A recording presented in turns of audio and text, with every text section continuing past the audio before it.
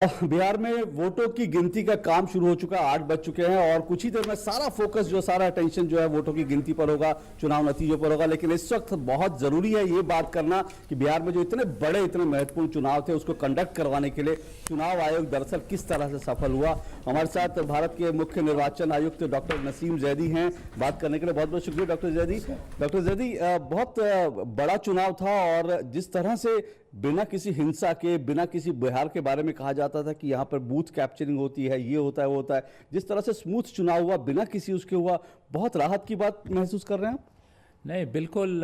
बिहार की पृष्ठभूमि को देखते हुए, वहाँ की सामाजिक और वहाँ की राजनीतिक पृष्ठभूमि को देखते हुए मैं कह सकता हूँ कि हमारे निर्वाचन आयोग ने एक बड़ा ऐतिहासिक चुनाव बिहार में कराया है, जो आई थिंक जो ऐतिहासिक तौर पर हिंसा रहित रहा, जिसमें किसी की डेथ नहीं हुई, किसी की कैजुअलिटी नहीं हुई, कोई वायलेंस नहीं हुई।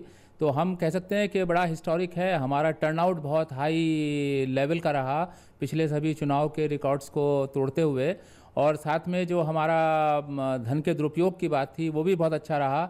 लॉ एंड ऑर्डर तो बहुत ही उच्च स्तर का रहा। सुरक्षा का माहौल पूरे बिहार में बहुत उच्च स्तर का रहा। सारे पोलिंग स्टेशंस पर हमारे केंद्रीय बल तैनात रहे। एक सिक्योर्ड वातावरण हमने उत्पन्न किया, जिसकी वजह से हमारे वोटर्स बड़ी भारी संख्या में बाहर निकल के आए। ख़ास तौर पे हमारी महिलाएं बड़ी भारी संख्या में बाहर निकल के आईं। और आपको बताना चाहेंगे कि 2010 की तुलना में करीब 50 लाख अतिरिक्त महिलाओं ने आकर के वोट डाला। ये एक बड़ा ऐतिहासिक कदम है। तो हम निर्वाचन आयोग में अपनी पूरी टीम के साथ, जो हमारी निर्वाचन आयोग से लेकर के और पोलिंग बूथ पर है, जो हमारे केंद्रीय बल हैं, ख़ासतौर से मीडिया हमारा इतना साथ दिया और सहयोग दिया, तो हम इसका श्रेय अपने पूरी टीम इलेक्शन बिहार को देना चाहेंगे। जी, पूरी टीम को आप श्रेय देना चाहेंगे और देश जो है इलेक्शन कमीशन को इसके लिए श्रेय देना चाहेगा। लेकिन आपने वोटिंग परसेंट की बात की, वोटिंग बढ़ी है, इसमें कोई दो राय नहीं। लेकिन फिर भी अगर बाकी राज्यों से, खास करके उत्तर प्रदेश में जैसे राज्यों की भी बात करें, वहाँ विधानसभा चुनाव हुए थे, 57-58% फिर भी वहाँ से कम लगता है। क्या वजह देखते हैं इसके पीछे आप? देखिए, हर एक राज्य की स्थिति अलग होती है। तो बिहार राज्य की तुलना आप अन्य राज्यों से नहीं कर पाएंगे। बहुत से राज्य ऐसे हैं जहाँ पे 94% भी होती है, जैसे हमारे त्रिपुरा राज्य में। तो ये तुलना करना उचित नहीं होगा, क्योंकि हर राज्य अपने आप में अलग है। उसकी सामाजिक पृष्ठभूमि, उसकी राजनीतिक पृष्ठभूमि, वहाँ का शिक्षा का स्तर, वहाँ की जागरूकता, तो ये बहुत सारे कारण हैं जो हर एक राज्य की लेवल ऑफ पार्टिसिपेशन को तय करता है। मगर अगर आप बिहार का प्रतिशत इस बार देखें तो पिछले सभी चुनाव की तुलना में, लोकसभा के 2014 के चुनाव की तुलना में भी 4 से 5% अतिरिक्त रहा है। और अगर आप देखें कि कुल कितने मतदाताओं ने आकर के बाहर वोट डाला, तो मैं बताना चाहूँगा 2010 की तुलना में इस साल 2015 में करीब 90 लाख अतिरिक्त मतदाताओं ने आकर के वोट डाला। तो ये भी एक अपने आप में बड़ी ऐतिहासिक बात है। दूसरी एक बात यह है कि आपको केवल प्रतिशत पर ही नहीं ध्यान देना होगा, बल्कि उसकी गुणवत्ता पर भी ध्यान देना होगा। हमारी इलेक्टोरल रोल इतने अच्छे बने थे कि इलेक्टोरल रोल के पब्लिकेशन से लेकर के और अंतिम दिन तक हमें अपनी निर्वाचन सूची के बारे में 1 या 2 शिकायत को छोड़ करके कोई शिकायत नहीं मिली। तो हम कह सकते हैं कि हमारा प्रतिशत बिहार के अंदर तुलनात्मक तौर पर बहुत अच्छा है। लेकिन जैसे आपने बताया कि तुलनात्मक तौर पे कम रहा अन्य राज्यों की, हमेशा सुधार की गुंजाइश है। वही मैं सुधार की गुंजाइश तो स्वीप कार्यक्रम इलेक्शन कमीशन चलाता है लोगों को एजुकेट करने के लिए, ज़्यादा मतदान हो। आपको लगता है बिहार में जो जिस तरह के चुनाव के हम देख रहे हैं मत प्रतिशत, स्वीप को एक और नए लेवल पे ले जाने की ज़रूरत है? बिहार जैसे राज्यों के लिए एक नई तरह की स्ट्रैटेजी बनाने की ज़रूरत है? ठीक आपने कहा है कि स्वीप हमारा एक डायनेमिक कार्यक्रम है, जो स्वीप जनरेशन 1 से लेकर के अब स्वीप जनरेशन 3 में जा रहा है। मगर हम कहना चाहेंगे कि जो हमारा स्वीप कार्यक्रम है उसने बिहार के मौजूदा चुनाव में अपना प्रभाव छोड़ा है। और हमने जो हमारे मतदाताओं के जो समूह हैं, उनमें हर एक समूह के लिए अलग से हमने इंटरवेंशंस तैयार करी थी। बिहार में शायद ही कोई ऐसा संगठन बचा हो, सरकारी से लेकर के गैर सरकारी तक, जो इस पूरे स्वीप कार्यक्रम से संबद्ध न रहे हों। और इसी का ये नतीजा है कि 90 लाख अतिरिक्त वोटर्स को हम उनके घरों से पोलिंग स्टेशन तक लाने के लिए प्रोत्साहित कर पाए हैं।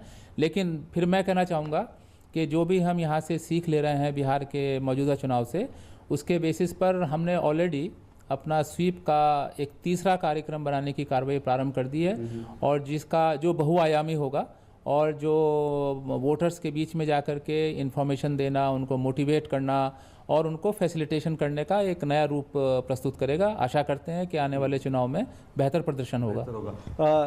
डॉक्टर जैदी, बड़ी संख्या में आपने नकदी, शराब, इस तरह की चीज़ें जो वोटर्स को प्रलोभन देने के लिए इस्तेमाल होती हैं, बड़ी तादाद में जब्त किया। 50 करोड़ रुपया जब्त किया गया वहाँ पर फिर भी आपको लगता है कि ये सब चीज़ें डिस्ट्रीब्यूट नहीं हो पाई और पूरी तरह से मतदाताओं को लुभाने वाली जो चीज़ें हैं इसका इस्तेमाल नहीं कर पाए पॉलिटिकल पार्टी?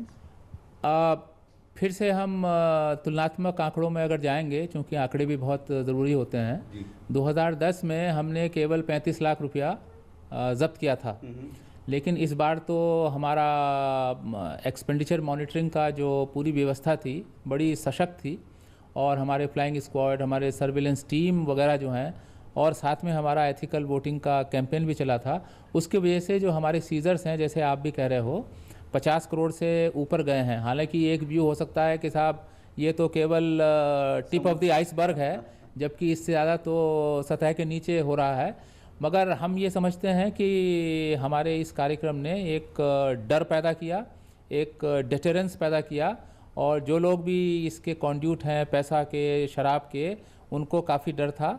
और हम समझते हैं कि जहाँ जहाँ पे हमारी जानकारी में मामले आए, हमने त्वरित तौर पर जाकर के शराब के कारखानों में, शराब की जो ज़मीनों के नीचे उन्होंने अपनी भट्टियाँ बना रखी थी, उनको जाकर के पकड़ा। बड़ा मात्रा में फ़ॉरेन लिकर पकड़ा, करीब 13-14 करोड़ का तो हमने शराब पकड़ा, 6-7 लाख लीटर गांजा पकड़ा है, और बहुत सारी ज्वेलरी पकड़ी है। तो असर तो बहुत पड़ा है, लेकिन जैसा मैंने बताया कि हमें लगता है अभी अपनी एक्सपेंडिचर मॉनिटरिंग को भी मतदाता के स्तर से एथिकल वोटिंग को ध्यान में रखते हुए और पॉलिटिकल पार्टीज़ के स्तर तक जाकर के हमें एक ये पूरी जागरूकता और सबको इस कार्यक्रम में संबद्ध करना पड़ेगा। कुछ कानूनी सुधार भी करने पड़ेंगे, तब जाकर के ये मतदाताओं को लुभाने वाली स्थिति पर काफ़ी हद तक नियंत्रण पाया जा सकेगा। मगर जो अख्तियारात हमें हासिल हैं उसके तहत हम पूरी कार्रवाई कर रहे हैं। आदर्श आचार संहिता उल्लंघन की कितनी शिकायतें आपके पास इस बार आई? देखिए, मॉडल कोड ऑफ कंडक्ट की शिकायतों को 2 स्तर पर हम निस्तारित करते हैं। एक तो जो स्टेट लीडर्स होते हैं उनके मामले तो हमारे राज्य के जो मुख्य निर्वाचन अधिकारी हैं और उनकी जो मशीनरी है वो तय करते हैं। जो स्टार कैंपेनर्स से संबंधित मामले होते हैं वो हमारे निर्वाचन आयोग में रेफरेंस किए जाते हैं। तो इस बार करीब कुल 9 मामले आए थे। उनमें से हर मामले का हमने कानूनी परीक्षण करके 6 मामलों में नोटिस जारी किए और उनके बारे में हमने कार्रवाई करी। फील्ड स्तर पर हमारी एक व्यवस्था ये है कि अगर ख़ास तौर पर मॉडल कोड ऑफ कंडक्ट के उल्लंघन ऐसे हों जो वातावरण को वहाँ दूषित कर सकें, जिसको आप लोग उत्तेजनात्मक भाषण या असंसदीय भाषा या इस प्रकार की बातों का इस्तेमाल होता है, वहाँ पर हमारे स्टैंडिंग इंस्ट्रक्शंस इस बार थे कि हमारी फील्ड मशीनरी इलेक्शन कमीशन की तरफ नहीं देखेगी कि उसमें कानूनी कार्रवाई करें। उनको स्टैंडिंग निर्देश थे कि वो जहाँ पर उचित समझें कानूनी कार्रवाई करें। और इसकी वजह से करीब 14 मामले में एफआईआर हुई है जो इन्फ्लेमेटरी स्पीचेस से संबंधित थी। तो इस प्रकार से करीब 2 दर्जन मामले हमारी जानकारी में आयोग स्तर पर आए। पर इस पर कार्रवाई चल रही, क्योंकि बहुत से लोगों को लगता है कि चुनाव खत्म हो गए उसके बाद उस पर कुछ मालूम नहीं चलता कि क्या हो रहा है क्या नहीं हो रहा है। एक डिटरेंस जो है वो चीज़ हो नहीं पाती। देखिए, मॉडल कोड ऑफ कंडक्ट तो मॉडल इलेक्शन कैंपेन पीरियड में ही उत्पन्न होता है, उसी में उसका निस्तारण होता है। मगर जो हमारी कानूनी कार्रवाई हैं, जो हमने इतने सारे मुकदमे दर्ज कराए हैं, वो तो एक न्यायिक प्रक्रिया है। उसमें इन्वेस्टिगेशन होगी, कोर्ट तक जाएगी। आयोग इस बार नई व्यवस्था भी हम लोग सोच रहे हैं कि इसको पूरे डाटा को कंप्यूटराइज करें और इसको हम सिस्टमेटिक तरीके से फॉलोअप करें। हम आशा करते हैं कि हमारी कानूनी व्यवस्था इस पर ज़रूर आवश्यक कार्रवाई करेगी। पहली बार ऐसा हुआ कि शायद मुझे लगता है कि इलेक्शन कमीशन को इस तरह से निर्देश देना पड़ा कि चुनाव के विज्ञापन छापने से पहले आप हमको एक बार दिखाएं, ऐसी स्थिति आई, बहुत कड़ा स्टेप उठाना पड़ा आपको? देखिए, किसी भी चुनाव में एक उचित वातावरण का बनाए रखना बहुत आवश्यक है फेयर, फ्री और पीसफुल इलेक्शंस के लिए। और इसमें हम अपनी सभी पॉलिटिकल पार्टीज़ और जो हमारे स्टार कैंपेनर्स हैं या दूसरे पॉलिटिकल लीडर्स हैं, उनका रोल बहुत अहम है कि वो लोग एक दूसरे को रेस्पेक्ट करें, एक दूसरे के बारे में पर्सनल अटैक ना करें, कैरेक्टर एसेसिनेशन ना करें, विलिफिकेशन ना करें, और ख़ास तौर पर हमारे मतदाताओं को प्रभावित ना करें इन्फ्लेमेटरी या सो कॉल्ड हेट स्पीचेस आदि के माध्यम से, क्योंकि उस समय मतदाता का पैशन डिस्टर्ब हो सकता है। अब के बिहार के चुनाव में एक पर्टिकुलर स्टेज पर जाकर के हमको जानकारी मिलाया गया कि कुछ इस प्रकार के विज्ञापनों का इस्तेमाल हो रहा है जो हमारे कंड्यूसिव एनवायरनमेंट को डिस्टर्ब कर सकते हैं, हमारे वोटर्स के पैशन को डिस्टर्ब कर सकते हैं और हमारा वोटर रैशनली वोट नहीं डाल पाएगा। इसलिए इस बार आयोग को कुछ कड़े और पहली बार ऐतिहासिक कदम उठाने पड़े और इसमें हमें आर्टिकल 324 का भी इस्तेमाल करना पड़ा। जैसे आपको मालूम है कि बिना किसी बहस में गए हुए कि इलेक्ट्रॉनिक मीडियम में विज्ञापन नहीं अनुमति होती है या प्रिंट मीडिया में अनुमति होती है, टीवी का सिस्टम चूँकि वहाँ प्री सर्टिफिकेशन है बहुत अच्छा काम कर रहा है, मगर चूँकि विज्ञापन निकलने की और एक दो निकले भी हमारी बात हमारी जानकारी में आई तो हमें सबसे पहले 2 खास विज्ञापनों को प्रतिबंध करना पड़ा। हमें पॉलिटिकल पार्टीज़ और कैंडिडेट्स को कहना पड़ा कि वो पर्टिकुलर विज्ञापन पूरी इलेक्शन प्रोसेस में नहीं निकलेंगे। उसके बाद फिर हमने एक और व्यवस्था तत्काल अगले दिन बनाई कि विज्ञापन छापने से साथ साथ उसकी कॉपी जो है हमारे निर्वाचन कार्यालय को देनी पड़ेगी ज़िला और राज्य स्तर पर, और संभवतः वो भी काम नहीं कर पाया। इसलिए हमें आखिरी 2 दिनों में आर्टिकल 324 के अंतर्गत प्रिंट मीडिया में प्री सर्टिफिकेशन की व्यवस्था बनानी पड़ी और उसकी वजह से हम आखिरी दिन तक अपना चुनाव पीसफुल कर पाए। बड़ा ऐतिहासिक कदम है और पहली बार उठाया गया। बहुत संक्षेप में आखिरी बात, हर चुनाव से कुछ ना कुछ सबक सीखे जाते हैं और दूसरी बात यह भी कि ये चुनाव तो आपने पहले ही कह दिया था मदर ऑफ ऑल इलेक्शन है, तो इससे क्या सबक सीखे गए और जो चुनाव नतीजा, क्योंकि वोटों की गिनती शुरू हो गई है, कब तक उम्मीद करें कि चुनाव नतीजे क्लियर हो जाएंगे एकदम? देखिए, इस चुनाव में जैसे मैंने शुरू में कहा था कि हम कुछ चैलेंजेस लेकर के चले थे, लाइन ऑर्डर के, सिक्योरिटी के, लो वोटिंग परसेंटेज के, उन सब पर तो हमने बहुत अच्छा एक प्लानिंग के माध्यम से अचीवमेंट किया है। हमारे पास इस चुनाव में ख़ास तौर पर एक तो चुनाव प्रबंधन में तकनीकी का इस्तेमाल, उस पर बड़ा नए नए प्रयोग हुए और कुछ कार्यक्रम हैं जैसे सुविधा कार्यक्रम है जिसके अंतर्गत हम अपने सारे इलेक्शन कैंपेन से एसोसिएटेड पार्टीज़ को अनुमतियां देते हैं।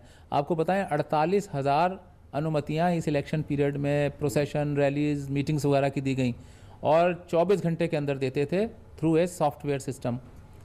सुविधा कार्यक्रम रहा हमारा, समाधान कार्यक्रम रहा, वाहनों के प्रबंधन का हमारा तकनीकी का इस्तेमाल हुआ, हमारे एक्सपेंडिचर मॉनिटरिंग में तकनीकी का इस्तेमाल हुआ। तो एक तो इम्पॉर्टेंट लेसन ये है कि हम इलेक्शन मैनेजमेंट को और सुगम बना सकते हैं, सुविधाजनक बना सकते हैं, फास्ट बना सकते हैं by use of technology. Second जो है वो जैसे अभी मैंने बताया था कि हमें अपने स्वीप कार्यक्रम को एक नया आयाम देना है, वो भी हमें इस बारे में कार्रवाई करनी होगी। बाकी तो हम समझते हैं कि ऐतिहासिक हमारा चुनाव है। कब तक तस्वीर साफ हो जाएगी? देखिए 8 बजे चुनाव की गिनती शुरू हो चुकी है। हम समझते हैं कि दोपहर तक 1-2 बजे तक सारे नतीजे साफ हो जाने चाहिए और हमारा चुनाव का अंत उस समय हो जाएगा। चलिए, अंत भला होगा ऐसी उम्मीद करते हैं। बहुत बहुत शुक्रिया डॉक्टर जैदी डीडी न्यूज़ से बात करने के लिए। तो डॉक्टर जैदी की उम्मीद है कि दोपहर 12-1 बजे तक तस्वीर जो है साफ हो जाएगी बिहार की। Over to studio Neelam.